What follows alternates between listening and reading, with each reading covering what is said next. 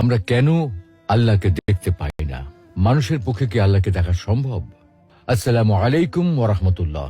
প্রিয় দর্শক, আজকে আমরা আল্লাহকে কেন দেখা যায় না এবং মানুষের পক্ষে আল্লাহকে দেখা সম্ভব কি না এ বিষয়ে আল কোরআন, বিশুদ্ধ হাদিস এবং বিজ্ঞানের আলোকে বিস্তারিত আলোচনা করার চেষ্টা করব ইনশাআল্লাহ। প্রিয় দর্শক, আল্লাহ তাআলার দিদার প্রতিটি মুমিনের চির আকাঙ্ক্ষার বিষয়। সবাই আমরা সচক্ষে আল্লাহকে দেখতে চাই। নবী, রাসূল, আল্লাহ সকল প্রিয় বান্দা সকলেই নিজ চোখে আল্লাহকে দেখতে চায়।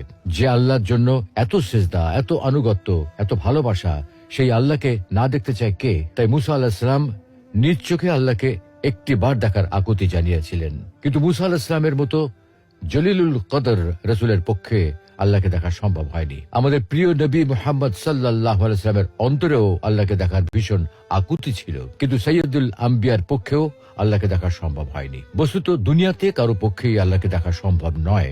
আল্লাহকে দেখা সম্ভব না হওয়ার কারণটা কি? প্রিয় দর্শক, এই পৃথিবী এবং মহাবিশ্বে বাস্তবে যা কিছু আছে, যে সকল পদার্থ এবং শক্তি আছে, যেগুলোর অস্তিত্ব বাস্তবে বিদ্যমান আছে, আমরা কিন্তু সেগুলোর সবকিছু চোখে দেখি না। অথচ সেগুলো বাস্তব সত্য এবং সেগুলোর উপস্থিতির কারণে আমাদের শরীর ও জীবন নানাভাবে প্রভাবিত হয়।